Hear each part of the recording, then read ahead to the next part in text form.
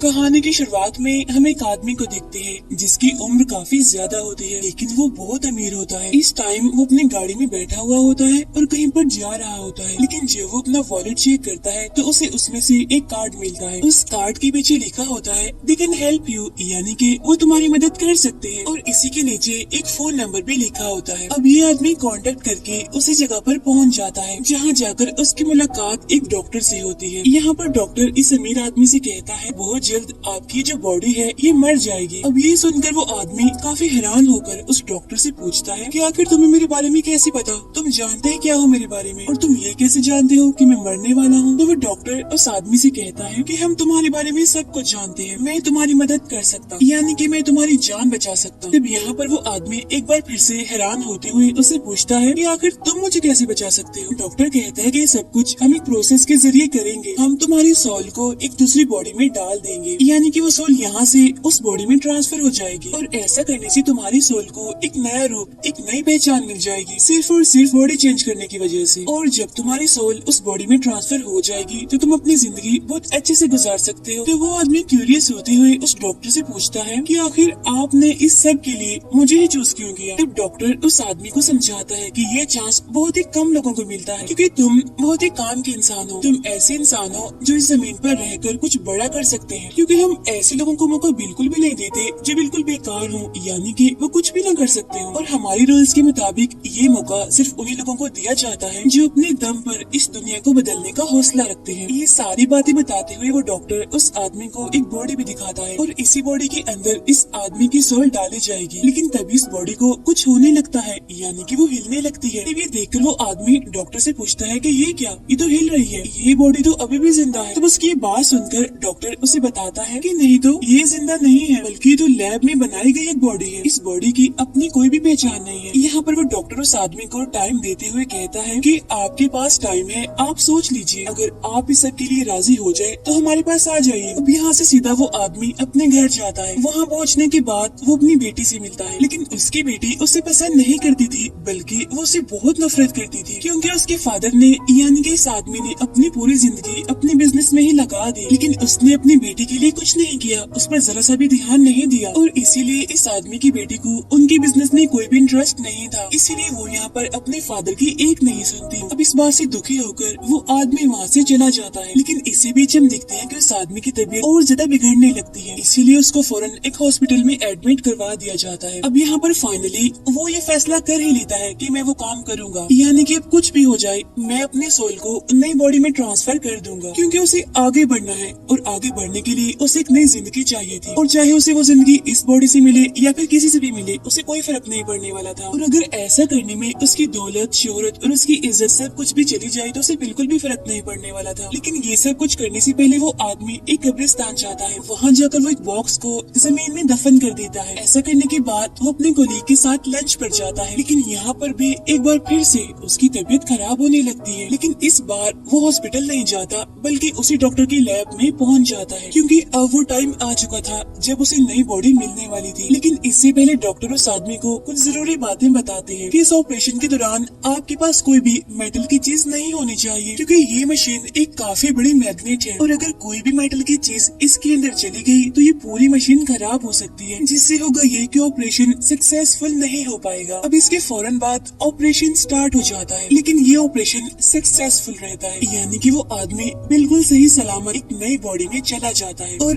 वो एक नए रूप के साथ आंखें खोलता है। लेकिन डॉक्टर उसे कुछ टाइम आराम करने के लिए कहता है। यहाँ पर डॉक्टर उसे एक नई पहचान भी देता है, और उसका नाम एडवर्ड रखा जाता है, और यहाँ उसकी पुरानी पहचान अब पूरी तरह से खत्म हो चुकी थी, क्योंकि दुनिया की नजर में वो आदमी तो मर चुका था। लेकिन जैसे वो आदमी इस नई बॉडी में आता है तो उसे अजीब तरह के विजन्स आने लगते हैं, और इन विजन्स को कम करने के लिए डॉक्टर ने उसे कुछ मेडिसिन भी दी हुई थी। लेकिन एक महीने बाद हम देखते हैं कि अब सब कुछ नॉर्मल हो चुका है, लेकिन अभी भी एडवर्ड पूरी तरह से ठीक नहीं हुआ था, तो इसी वजह से डॉक्टर उसे कुछ और मेडिसिन भी देता है। लेकिन इन दवाइयों को उसे रोज लेना होगा, लेकिन अगर वो इन दवाइयों को रोज नहीं लेगा तो उसके साथ बहुत बुरा भी हो सकता है। लेकिन इतनी जरूरी मेडिसिन को वो डॉक्टर उसे सिर्फ और सिर्फ 7 दिन के लिए ही देता है। तब ये देखकर एडवर्ड डॉक्टर से पूछता है कि इतनी जरूरी मेडिसिन को आप मुझे सिर्फ 7 दिन के लिए दे रहे हैं। तब ये सुनकर डॉक्टर उससे कहता है कि तुम परेशान मत हो, मैं हर हफ्ते टाइम पर तुम्हें ये दवाई दे दूंगा, लेकिन मिलने की जगह मैं बताऊंगा तुम्हें।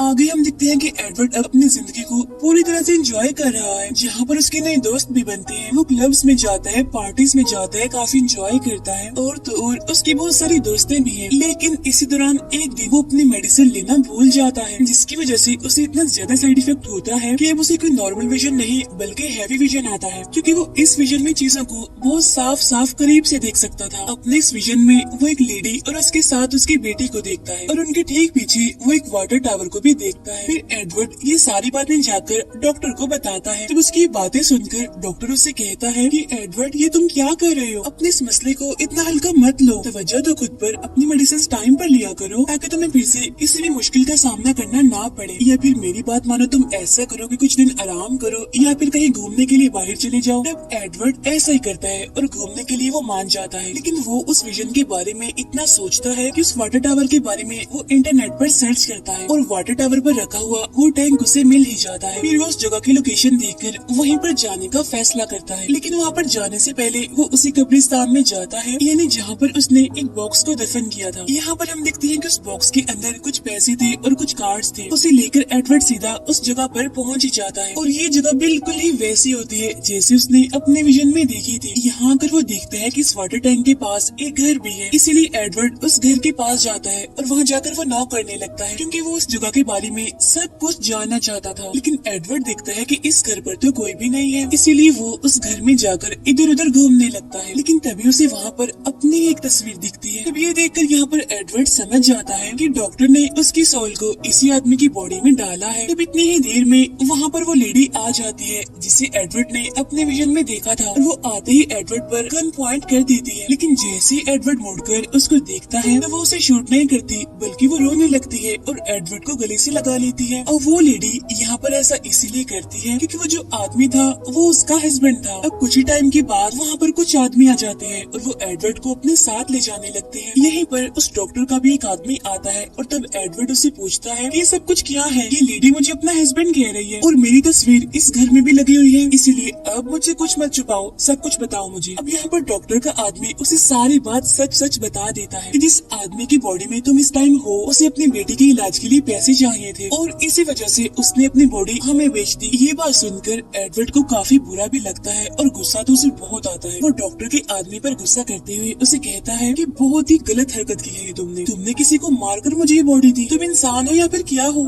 ऐसा किसी इंसान के साथ तुम कैसे कर सकते हो? तुम्हें ऐसा करते हुए जरा भी तरस नहीं आया? ये कहते ही एडवर्ड डॉक्टर के आदमियों को मारने लगता है और बाद में उस लेडी को लेकर यहाँ से चला जाता है। लेकिन यहाँ पर एडवर्ड उस लेडी को सच्चाई नहीं बताता, यानी कि ये कि मैं तुम्हारा हस्बैंड नहीं हूँ। इसके बाद एडवर्ड और वो लेडी अपनी बेटी को लेने के लिए स्कूल जाते हैं। अब क्योंकि वो बच्ची एडवर्ड को ही अपना फादर समझ रही थी, इसीलिए वो अपने पापा को देखकर बहुत खुश हो जाती है। इसके बाद ये लोग एक होटल में जाते हैं। वहाँ जाकर एडवर्ड इस टेक्निक के बारे में सर्च करता है कि आखिर इस टेक्निक का क्रिएटर कौन है, ये किसने बनाया है। तब सर्च के जरिए एडवर्ड को ये बात पता चलती है कि जिस आदमी ने भी इस टेक्निक को बनाया था उस आदमी की तो अब मौत हो चुकी है। अब गौर करने पर एडवर्ड यहाँ पर एक चीज नोटिस करता है कि इस आदमी को 2 बार अपने चश्मे पर टैप करने की आदत थी और सेम यही आदत उस डॉक्टर में भी पाई जाती है। तब ये देखकर एडवर्ड समझ जाता है कि असल में वो जो डॉक्टर है वो यही आदमी है, यानी अब उसके पास एक नई बॉडी है, यानी कि उसने भी खुद के साथ ऐसा किया है, उसने भी अपनी सोल को किसी दूसरी बॉडी में ट्रांसफर किया है। अब रिसर्च के दौरान एडवर्ड को इस आदमी यानी कि इस डॉक्टर की वाइफ के बारे में भी पता चलता है, इसीलिए वो फौरन उस लेडी के पास जाता है उसके घर पर ताकि वो मजीद पता लगवा सके उस डॉक्टर के बारे में। यहाँ एडवर्ड उस लेडी से पूछते हैं कि क्या आपके हस्बैंड आपसे मिलने आते हैं और अगर आते हैं तो कब कब आते हैं। तब इस बात पर वो लेडी कहती है कि वो अक्सर आती रहती है। तो इसीलिए एडवर्ड वहाँ पर रुककर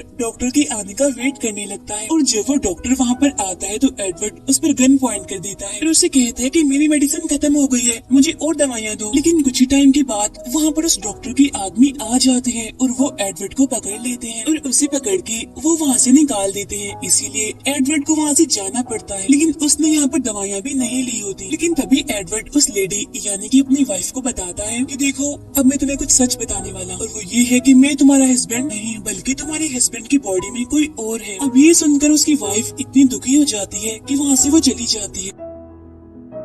फिर एडवर्ड भी यहाँ से सीधा अपने कोलीग के पास जाता है ताकि वो उससे कोई हेल्प मांग सके इस मुश्किल से निकलने में, साथ ही साथ उस लेडी की भी हेल्प कर सके, उन दोनों को यहाँ से बाहर भेज सके ताकि वो माँ बेटी यहाँ से जाकर अपनी लाइफ को बहुत अच्छे से गुजार सके। लेकिन एडवर्ड के नए रूप होने की वजह से उसका कोलीग उसे ना तो पहचानता है और ना ही उसकी बातों का यकीन करता है। तब ये देखकर एडवर्ड उसे ऐसे सीक्रेट्स, ऐसी बातें बताता है जो सिर्फ और सिर्फ वो दोनों ही जानते थे। तो ये सुनकर उसके कोलीग को यकीन आ ही जाता है कि असल में जो उसका दोस्त था वो यही है, यानी कि एडवर्ड। अब क्योंकि एडवर्ड को रेस्ट की जरूरत थी, इसी वजह से वो अपने कोलीग के घर पर ही सो जाता है। यहीं पर एडवर्ड को अपने कोलीग का बच्चा भी दिखता है, लेकिन उसे यहाँ पर देखकर एडवर्ड को बहुत बड़ा शौक लगता है क्योंकि उसके कोलीग के इस बच्चे की मौत तो बहुत टाइम पहले ही हो चुकी थी। तो इसका मतलब ये है कि इस बच्चे पर भी उस टेक्निक को इस्तेमाल किया गया है। अभी ये बात एडवर्ड सोच ही रहा होता है कि तभी वहाँ पर उस डॉक्टर के आदमी आ जाते हैं। अब यहाँ पर एडवर्ड उनका ध्यान भटकाने के लिए यहीं पर ही रुक जाता है और वो उस लेडी और उसकी बच्ची को अपने कोलीग के साथ कहीं पर भेज देता है। अब यहाँ पर एडवर्ड डॉक्टर के आदमियों को पागल बनाकर नकली पहचान के साथ एयरपोर्ट पर पहुँच जाता है, लेकिन तभी वहाँ पर उसका कोलीग आता है जिससे उसको पता चलता है कि डॉक्टर के आदमियों ने उस लेडी और उसकी बेटी को पकड़ लिया है। और अब ये सुनकर एडवर्ड को और ज्यादा गुस्सा आने लगता है उस डॉक्टर पर, लेकिन वो ये बात नहीं जानता था कि इस टाइम वो डॉक्टर उसे कहाँ मिलेगा। इसलिए अब उसे एक आइडिया आता है, वो डॉक्टर का पता लगवाने के लिए अपनी मेडिसिन नहीं लेता ताकि जब उसे विजन आए तो वो अपने विजन की मदद से उस लेडी को देख सके और उसकी लोकेशन का उसे पता चल जाए। और ये प्लान काफी हद तक कामयाब भी हो जाता है। एडवर्ड को अपने विजन के जरिए पता चल ही जाता है कि उस डॉक्टर की लैब आखिर है कहाँ पर, यानी जहाँ पर उस डॉक्टर ने उस लेडी और उसकी बेटी को रखा हुआ है। इसीलिए एडवर्ड उस लेडी और उसकी बेटी को बचाने के लिए वहीं पर ही चला जाता है। अब लैब में जाते ही उस डॉक्टर के आदमी एडवर्ड को पकड़ लेते हैं और वो उसकी सोल को एक नई बॉडी में ट्रांसफर करने लगते हैं। और जिस बॉडी में वो उसे ट्रांसफर करने लगते हैं वो बॉडी काफी कमजोर, काफी खराब हालत की होती है। लेकिन यहाँ पर एडवर्ड एक ट्रिक करता है, वो इस ऑपरेशन के दौरान अपने मुंह में एक मेटल बॉल रख लेता है जिसकी वजह से जब ये ऑपरेशन होता है तो ये कामयाब नहीं हो पाता। लेकिन यहाँ पर एडवर्ड ऐसे शो करवाता है कि जैसे सच में सोल चेंज हो गई है, यानी कि वो एक बॉडी से दूसरी बॉडी में जा चुकी है। इसके बाद वो मौके का फायदा उठाकर उस लेडी और उसकी बेटी को बचा लेता है। ऐसा करते ही वो उस डॉक्टर को भी मार देता है, साथ ही साथ वो उसकी पूरी लैब को जला देता है। ये सब कुछ कर लेने के बाद एडवर्ड उस लेडी और उसकी बेटी को बहुत सारे पैसे देता है ताकि ये दोनों माँ बेटी एक नई जगह पर चली जाए और वहाँ पर अपनी जिंदगी बहुत अच्छे से गुजारे। उस लेडी और उसकी बेटी को भेजने के बाद एडवर्ड अब सीधा आता है अपनी बेटी के पास और वो अपनी बेटी को ऐसे कहता है कि मैं तुम्हारे फादर का दोस्त हूँ। यहाँ एडवर्ड उसे कहता है कि जब तुम्हारे पापा ठीक थे तो तब उन्होंने मुझे ये इन्वेलप तुम तक पहुँचाने के लिए कहा था। जिसके बाद उसकी बेटी उस इन्वेलप को खोलती है, लेकिन इस बार उसमें पैसे नहीं होते बल्कि उसके अंदर एक लेटर होता है जिसके अंदर ये लिखा होता है कि मेरी बच्ची, मैं आपसे बहुत प्यार करता हूँ। मुझे इस बात का बहुत दुख है, बहुत शर्मिंदगी है कि मैं तुम पर तवज्जो नहीं दे पाया, तुम्हें टाइम नहीं दे पाया और मैंने अपनी पूरी जिंदगी अपने बिजनेस पर लगा दी। और वैसे तो मैं इस काबिल हूँ ही नहीं कि मुझे माफी मिले, लेकिन अगर कभी तुम्हें ख्याल आ जाए तो प्लीज मेरी जान मुझे माफ कर देना। अब ये पढ़ते हुए एडवर्ड की बेटी काफी इमोशनल हो जाती है और वो रोने लगती है। इसके बाद हम देखते हैं एडवर्ड को, वो भी यहाँ से चला जाता है। फिर हम देखते हैं कि काफी दिन गुजर चुके हैं जहाँ पर एडवर्ड ने काफी दिनों से अपनी मेडिसिन नहीं ली होती। तभी वहाँ पर उसके लैपटॉप में एक वीडियो प्ले हो जाती है और उस वीडियो के अंदर वही अमीर आदमी होता है, लेकिन यहाँ पर उसका चेहरा एडवर्ड जैसा ही होता है। वो कहता है कि मैंने ये मेडिसिन बहुत टाइम से नहीं ली जिसकी वजह से मेरी सोल चली जाएगी और मैं मर जाऊंगा और एडवर्ड तुम जिंदा हो जाओगे। लेकिन यहाँ पर वो आदमी एडवर्ड का शुक्रिया अदा करते हुए और अपनी खुशी का इजहार करते हुए उसे बताता है कि कम से कम तुम मुझे वो जिंदगी तो दे सके जो मुझे अपनी फैमिली के साथ चाहिए थी, लेकिन अब क्योंकि तुम उस लेडी के हस्बैंड की बॉडी में हो इसलिए तुम्हें उनका ख्याल रखना चाहिए। अब यहाँ पर एडवर्ड ऐसा ही करता है और वो अपनी फैमिली के पास चला जाता है, यानी कि उस लेडी और उस बच्ची के पास। और वहाँ पहुँचकर वो उन दोनों माँ बेटी से कहता है कि मैं तुम्हारा फैमिली मेंबर ही हूँ। वो तीनों आपस में मिलकर काफी खुश हो जाते हैं और इसी के साथ ये मूवी यहीं पर एंड हो जाती है। Thank you for watching.